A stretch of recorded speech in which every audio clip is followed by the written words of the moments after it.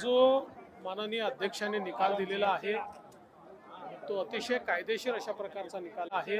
माननीय अध्यक्षांनी माननीय मुख्यमंत्री एकनाथराव शिंदेजी यांच्या अध्यक्षतेखालची जी शिवसेना आहे तिलाच मूळ पक्ष म्हणून मान्यता दिलेली आहे आणि त्याला वैध ठरवलेलं आहे। त्यामुळे आता आमचं सरकार मी पहिल्या दिवशीपासून सांगत होतो हे पूर्ण मजबूत सरकार आहे। आता कोणाचे मनात शंका असण्याचं कारण नाही।